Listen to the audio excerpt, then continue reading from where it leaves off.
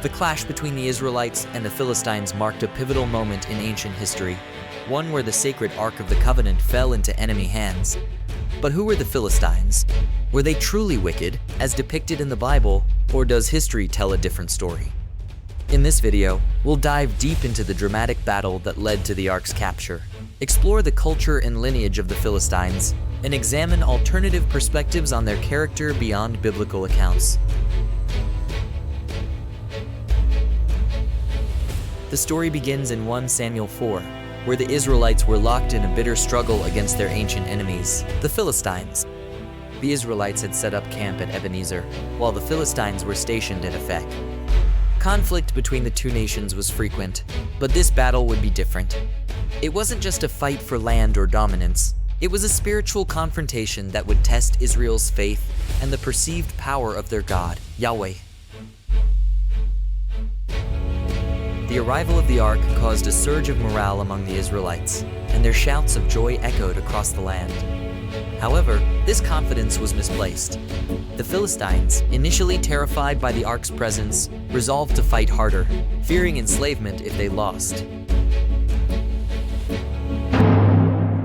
Despite their renewed spirit, the Israelites faced a devastating loss. The Philistines fought fiercely and killed 30,000 Israelites, including the priests Hophni and Phinehas. The Ark of the Covenant, Israel's most treasured possession, was captured. News of the defeat and the loss of the Ark led to the death of Eli, the high priest, marking a dark period in Israel's history.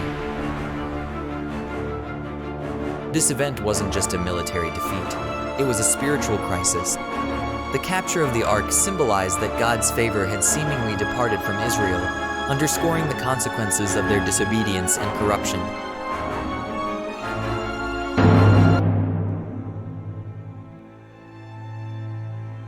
To understand the significance of this battle, we must delve into the identity of the Philistines. According to archaeological evidence, the Philistines were part of the Sea Peoples, a confederation of seafaring raiders originating from the Aegean region, possibly Mycenaean Greece or Crete. Around the 12th century BCE, they settled along the southern coast of Canaan in cities like Gaza, Ashdod, Ashkelon, Ekron, and Gath. The Philistines were culturally distinct from their Israelite neighbors. They were skilled in metallurgy, particularly ironworking, and had advanced military tactics, often using chariots and superior weaponry. Culturally, they were more aligned with the broader Mediterranean world, evident in their pottery, architecture, and religious practices, which centered on deities like Dagon, Baal, and Astarte. Biblically, the Philistines are often portrayed as wicked, hostile, and ungodly, frequently clashing with the Israelites. However, it's essential to understand that much of this depiction comes from the Israelite perspective.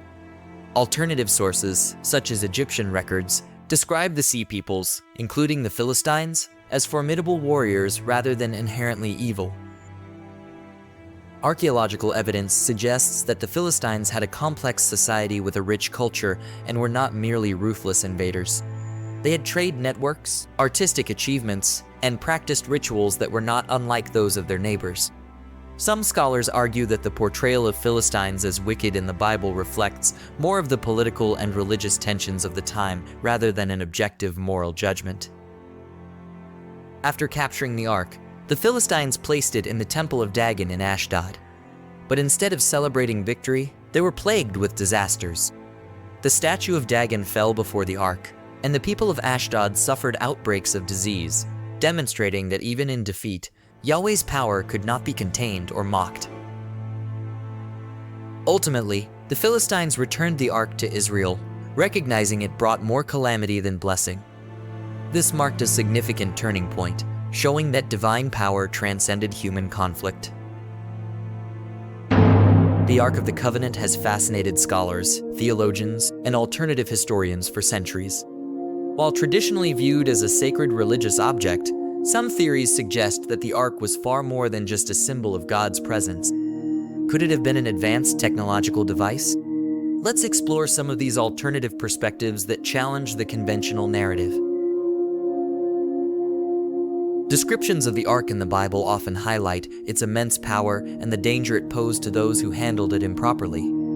In 2 Samuel 6:7, we read about Uzzah, who touched the ark to steady it and was struck dead instantly. This sudden and fatal reaction is one of several incidents that have led some to speculate about the ark's potential as a dangerous technological artifact. Similarly, after the Philistines captured the ark, they experienced a series of calamities. In 1 Samuel 5, we are told that the statue of Dagon, the Philistine god, fell before the ark, and the people of Ashdod were afflicted with tumors, a term that some interpret as boils or swelling, often associated with disease.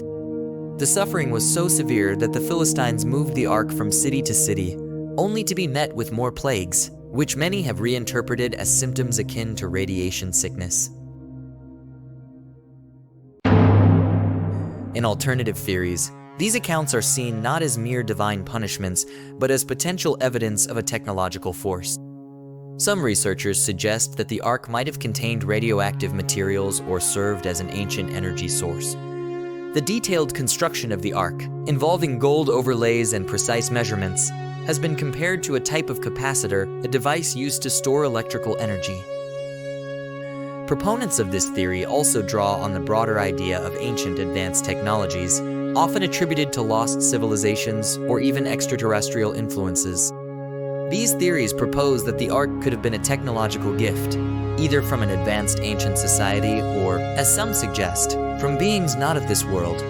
Such interpretations align with the ancient astronaut theory, popularized by shows like Ancient Aliens, which argue that much of what we see as divine intervention could be advanced technology misunderstood by ancient people.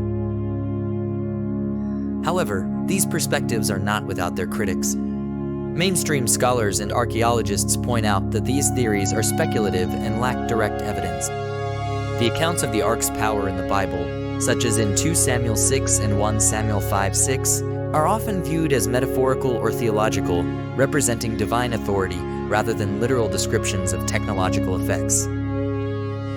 Despite the skepticism, the idea of the ark as an ancient technological device continues to capture the imagination. Whether seen as a symbol of divine presence or a misunderstood relic of advanced knowledge, the Ark of the Covenant remains one of history's most mysterious and powerful artifacts, bridging the gap between faith, legend, and the tantalizing possibility of lost ancient technologies.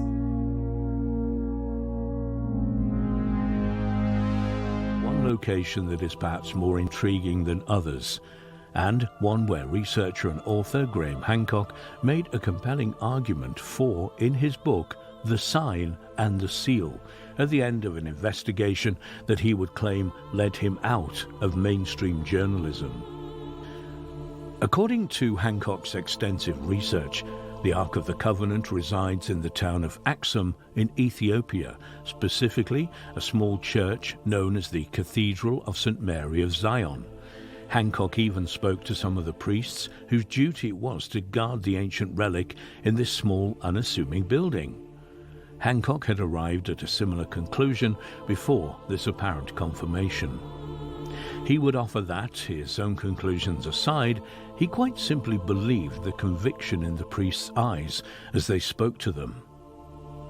Even more alarming, these priests often became quite ill within months, sometimes weeks, of taking up the mission to guard this apparent ancient relic. What's more, they would almost always die from this illness, which would have remarkably similar symptoms to radiation poisoning.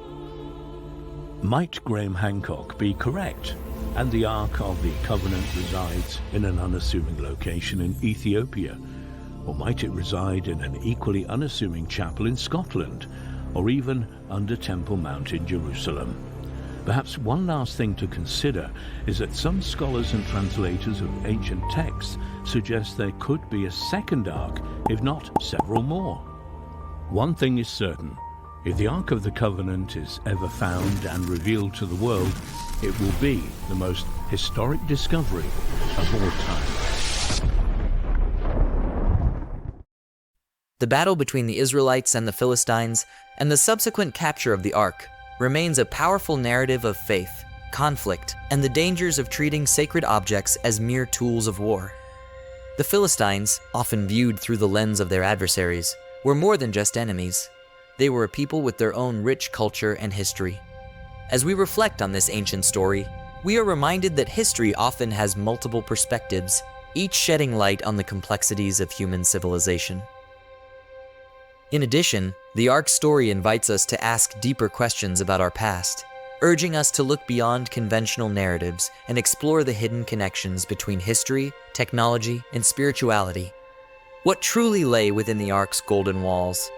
The answer may forever remain a mystery, but its legacy continues to resonate across time. Thank you for watching. If you enjoyed this deep dive into ancient history, be sure to like, subscribe, and share your thoughts in the comments below. Until next time, keep exploring the past to understand the present.